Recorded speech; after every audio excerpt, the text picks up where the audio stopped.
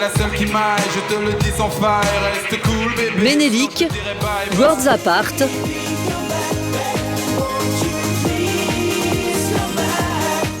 ou Big Soul. Il y a 15 ans, leurs chansons étaient des incontournables. J'ai dû vendre en tout plus d'1 million de disques. Premier des hit parades, ces chanteurs deviennent des stars en quelques mois seulement. Mais effet de mode, le public les oublie aussi vite qu'il les a adorés. Adieu le succès, c'est le retour à l'anonymat du jour au lendemain. La question, c'est qu'est-ce que je fais maintenant? Si certains ont renoncé à courir derrière un prochain tube, peut-être qu'un jour on fera notre grand retour aux États-Unis, on aura 60 ans et on sera tous botoxés. 15 ans après, d'autres s'accrochent toujours à leurs rêves et tentent leur chance à l'étranger.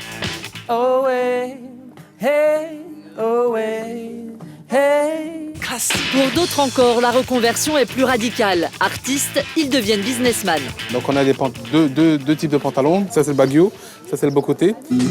Alors que sont-ils devenus 15 ans après leur début? Pourquoi le public leur a-t-il tourné le dos brutalement?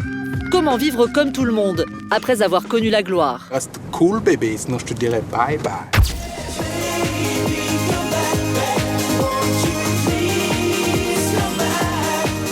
En 1996, le premier boys band voit le jour en Europe, les Worlds Apart.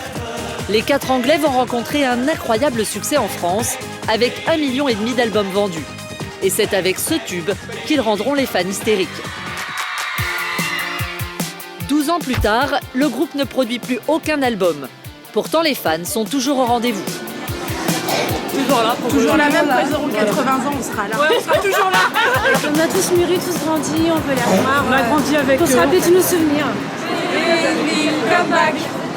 Want you please come back. Aujourd'hui, le groupe s'est reformé exceptionnellement le temps d'un concert, un hommage aux années 90. Alors d'irréductibles fans font le pied de grue depuis le matin pour tenter de les apercevoir. Comment ça va, baby? Oh la chance, trop beau là-dessus. Moi j'en ai une desquelles où est-ce qu'il est bien, mais... Un soutien inconditionnel qui surprend même les membres du groupe, notamment Steve, ancien sex symbole de ces demoiselles. J'avais peur que personne ne nous attende. C'est Nathan qui a indiqué sur Internet que nous serions ici. C'est super. J'adore rencontrer nos fans. Certaines nous suivent depuis 10 ans. Une fan attitude qui se transmet même de mère en fille. Moi j'ai toujours suivi Depuis le aussi. début, on les suit en fait, les Worlds Apart. Ouais. Donc on a fait les hôtels, les aéroports. Parce qu'en fait, j'étais jeune, donc forcément, j'allais pas aller toute seule. Voilà, le donc soir, à voilà. minuit, attendre à l'hôtel qu'ils arrivent. Voilà, donc j'accompagnais ma... Ah oui, je suis super à fond dedans aussi, moi. J'adore, moi.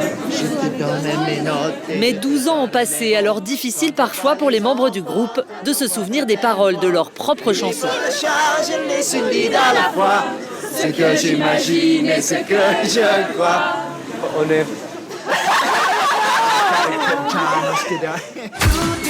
Car les Worlds Apart n'ont pas chanté ce tube depuis bien longtemps. Aujourd'hui, les boys bands sont définitivement passés de mode. 2 ans après leur début, le public, saturé de ces chanteurs aux t-shirts moulants, leur tourne le dos. Pour eux, fini la gloire et le succès du jour au lendemain. Ils doivent envisager leur reconversion. Quand ça s'est arrêté, je me suis dit waouh, qu'est-ce que je vais faire maintenant? Honnêtement, c'est vraiment super dur. Il n'y a pas d'entraînement pour ça. Aucun bouquin pour t'apprendre à gérer la fin du succès. Quelle carrière pour l'après-boys band? Pour certains, la reconversion est radicale. Je travaille pour un concessionnaire automobile. J'ai toujours été passionné par les voitures. Je travaille dans ce domaine et j'aime mon boulot. Quand j'essaye de vendre quelque chose à des clients, c'est un peu comme si je montais sur scène tous les jours.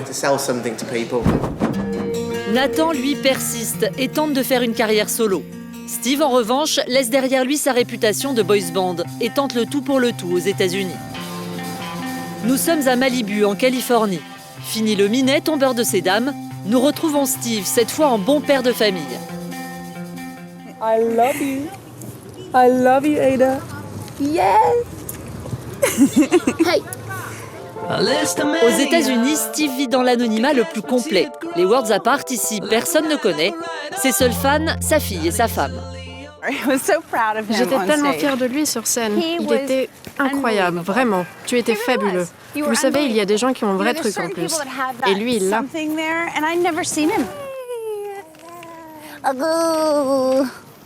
Une maison sur la plage, c'est dans ce décor idyllique que Steve essaie d'accomplir son rêve, débuter une carrière à Hollywood. On est à Malibu, on est sur une plage privée de Malibu, et c'est vraiment très tranquille. Vous pouvez vous mettre toute nue si vous voulez. Enfin, moi je dis ça comme ça. Mais Steve ne joue pas que les nudistes. Cours d'art dramatique, écriture de scénario, pour lancer sa nouvelle carrière, il se donne les moyens. Il a même engagé une assistante, Debbie. Steve a beaucoup de projets, mais ils ne sont pas encore assez rentables, comme par exemple les scénarios. Alors c'est moi qui gère les budgets. Mais c'est un écrivain assez talentueux, vous savez. Comment ça, assez? Oui, assez. Je te paierai pas ce mois-ci. Un de ses scénarios suscite d'ailleurs l'intérêt de plusieurs producteurs. Une comédie inspirée de sa propre carrière, que Steve regarde aujourd'hui d'un œil plutôt moqueur. Beaucoup de trucs étaient vraiment nuls. Quand je regarde en arrière, je me dis, oh, mon Dieu. Certains vêtements que nous portions, certaines tenues étaient vraiment trop ringards. Mais la célébrité, Steve n'y a pas renoncé. Si ce n'est pas par la comédie, ce sera par la chanson qu'il gagnera le cœur des Américains. C'est ici que nous préparons le nouvel album. On va faire une répétition et voir comment ça tourne. L'équipe. Voilà mon équipe. Steve travaille sur un nouvel album solo. Un style de romantic lover pas si éloigné de ses débuts.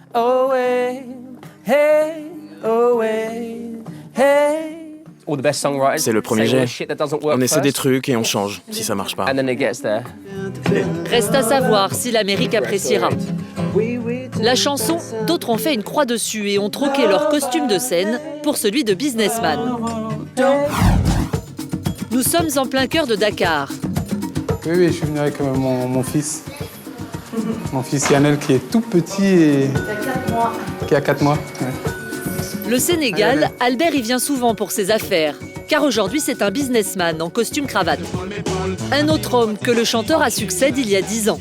À l'époque, c'était plutôt tennis et baggy. Ménélique est alors l'un des rappeurs les mieux cotés du marché.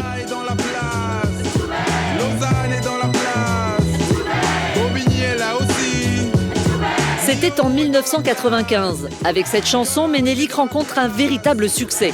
Il sera même sacré meilleure révélation de l'année aux Victoires de la musique. Mais le succès ne s'arrête pas là.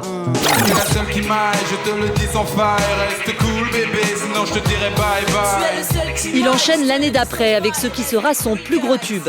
780 000 titres vendus, un véritable engouement populaire. J'ai toujours pu marcher dans la rue, mais effectivement, les gens m'arrêtaient davantage, ils me demandaient des autographes. Le souvenir le plus touchant que j'ai, c'est quelqu'un qui est venu une fois, il m'a dit il a appelé son fils Ménélique. Et ça m'a vraiment touché. Une popularité intense, mais fugace. Une mésentente avec son producteur, des chansons qui marchent moins bien. La fin des années 90 signe aussi la fin de son succès. Donc on a deux types de pantalons. Ça c'est le baguio, ça c'est le bocoté. Le bocoté. Ce vendeur qui nous fait l'article, c'est ce même rappeur version businessman. Car Ménélique a rebondi. Depuis 2 ans, il a monté sa propre ligne de vêtements de golf. Et ça marche, sa marque fait l'unanimité. Aujourd'hui, il essaie même de conquérir le marché africain. Un challenge pour celui que rien ne prédestinait un jour à s'essayer au swing.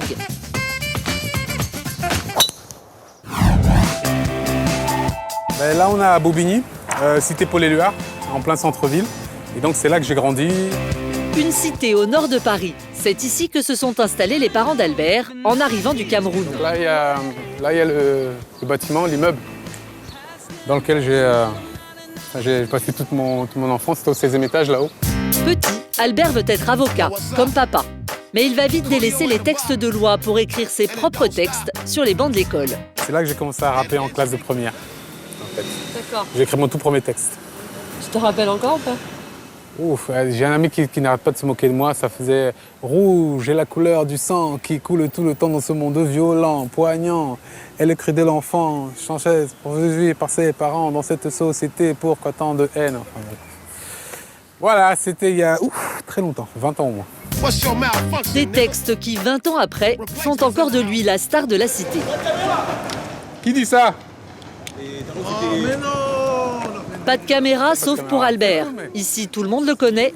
C'est le gamin de la cité qui a réussi.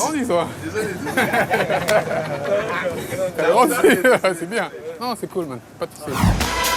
Paris, 11e arrondissement. Ce soir, Ménélique est l'invité d'une soirée spéciale années 90 avec sa choriste de l'époque. Des scènes qui se font rares, car si auparavant Ménélique remplissait le Zénith sur son seul nom, aujourd'hui ses apparitions ne sont plus qu'exceptionnelles. Alors il les apprécie doublement. Ça vous manque un peu la scène? La scène, oui, ça me manque parce que c'est vrai que c'est un vrai moment de plénitude et de bonheur. Mais quelque part, on a évolué, on fait aussi d'autres choses à côté, donc on est obligé parfois d'assurer le quotidien entre guillemets. Mais c'est vrai que la scène, c'est la récréation. C'est vraiment l'endroit où on oublie tout. Alors il y a une chanson que j'ai chantée il y a environ 12 ans de cela. 15 ans après, même s'il a disparu des médias, Ménélique est toujours dans les mémoires. Ce soir, ce sont 500 personnes qui replongent avec délice 15 ans en arrière.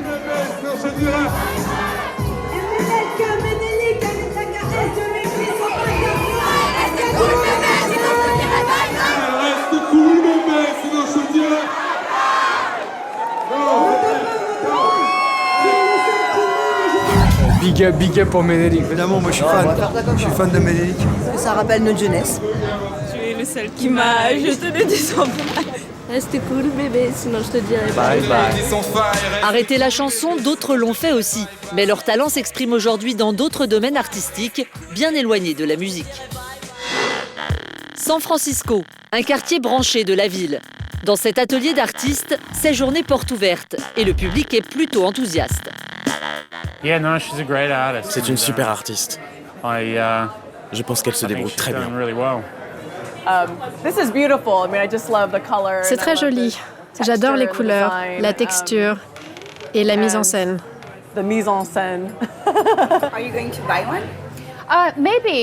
Peut-être, j'aime beaucoup celui-là. Où est-il?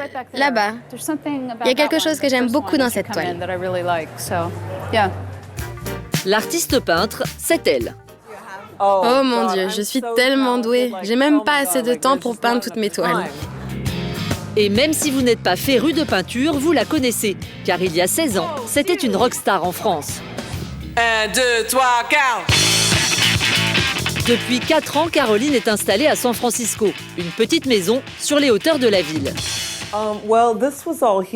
C'est d'origine, je dirais, c'est un peu un chalet style années 70. C'est un peu kitsch, mais c'est vraiment très sympa.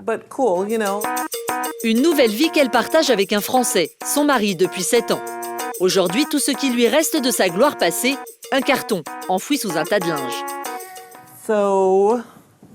Regardez, tout est ici. Je n'ai rien sorti du placard depuis longtemps. Je pense que vous pouvez imaginer ce qu'il y a dedans. Un disque d'or qui n'a jamais trouvé sa place sur les murs du salon. Un disque d'or, ça signifie pas grand-chose pour moi. Par contre, ma mère était très fière. Elle en parlait à tout le monde, même à l'éboueur qui ramassait mes poubelles. Elle lui disait, vous savez, ma fille a gagné un disque d'or. Et maman a de quoi être fière, car à l'époque, Big Soul, c'est un véritable carton. Mais rien ici ne rappelle qu'elle a été une rockstar. Tous ses souvenirs ont été relégués à la cave. Look, Cédric. Big Soul. OK. En janvier, on a joué dans ces villes. Angers, Poitiers, Apremont, Besançon, Aix-les-Bains, Nancy, Mâcon. Tous les jours. We played 30 On a donné 38 concerts shows in 7 en weeks 7 semaines in 37 dans 37 villes. cities. I mean, it was just non-stop. C'était du non-stop. Like je ressemblais à une droguée à la fin de la tournée. Mais attention, j'ai jamais pris de drogue. Mais la tournée était épuisante. Une tournée à guichet fermé, premier des charts pendant plusieurs semaines, ses chansons cartonnent. Un de ses tubes deviendra même la musique d'une célèbre marque de shampoing.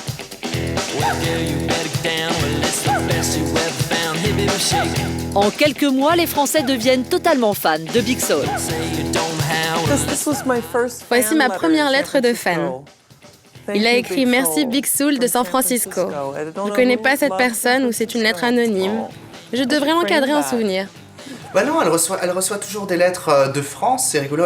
Récemment, elle a reçu une lettre de quelqu'un qui l'a invité à son mariage, je crois, ou l'anniversaire de son mariage. C'était super mignon. Pourtant, le succès leur est tombé dessus un peu par hasard. Aujourd'hui, Caroline est invitée à un barbecue à quelques blocs de chez elle. Comment ça va? Ça fait 2 fois qu'on se voit en 6 mois. Son hôte, Keles, son guitariste de l'époque. Dean, le batteur, est là aussi. Et Caroline leur amène un trésor, la feuille où ils ont griffonné pour la première fois les paroles de ce qui deviendra leur tube. Ce jour-là, la bonne fortune était avec eux. On devait se dépasser, ne pas avoir de barrière, donner toute l'énergie qu'on avait. Alors j'ai commencé à jouer quelque chose. Puis j'ai dit à Caroline, dis un truc en français.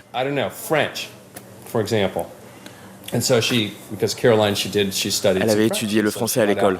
Elle a sorti son dictionnaire, a cherché des expressions françaises. Caroline a trouvé brancher la guitare, et la chanson est née. C'est ça, non? Ouais, c'est comme ça qu'on l'a appelé. C'est à ce moment-là qu'on a trouvé brancher les guitares. Branchez la guitare. Entonez le tambour. Moi, j'accorde ma basse. 1, 2, 3, 4. Mais 15 ans après, Caroline est un peu rouillée. C'est notre préféré. Tu te souviens pas comment on la joue? Allez, tu peux le faire. Mais on n'a pas fini d'entendre parler de Big Soul. Caroline va bientôt sortir un livre sur leur fabuleuse aventure. Et pourquoi pas aussi un rap.